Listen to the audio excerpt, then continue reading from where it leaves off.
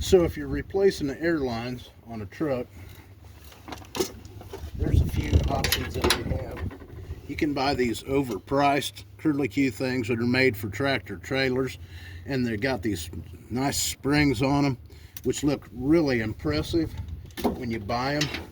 But if you're a utility, construction, demolition guy that hauls concrete and stuff like that, and you don't work you work when it's cold out, about the first 10-degree day you try to do something, they will go south on you. So the original airlines on this interstate trailer were 3/8 rubber lines.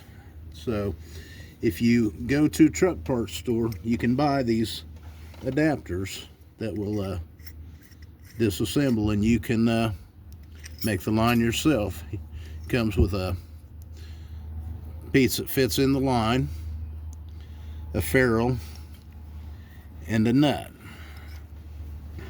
So just slip your nut on first, put your ferrule on, stick that tube shank into your line, get it shoved down in there all the way, put your line on there, and tighten it up.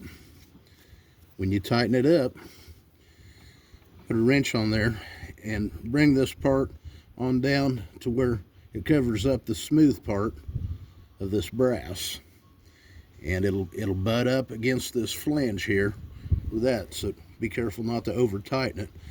But it's a lot less hassle, and if you keep a couple of these around, it'll save you a trip to the store when you're in the middle of nowhere. On another note, when, not if, these on an operation like this, if you haul concrete, broken concrete, tearing it out, you back up to the pile there, you'll break that glad hand off. So if you use steel fittings, if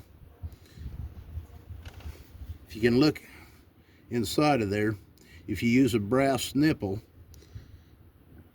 on that, so in vernacular lingo, this is a 1/2-inch pipe thread coupling.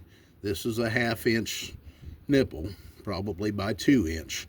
And I try to use a close nipple on there. But if you use brass, and when they break off, not if, the brass is a lot easier to get out of there. So when you put them together, get them snug, use pipe dope, but don't over tighten the thing, and it'll treat you well.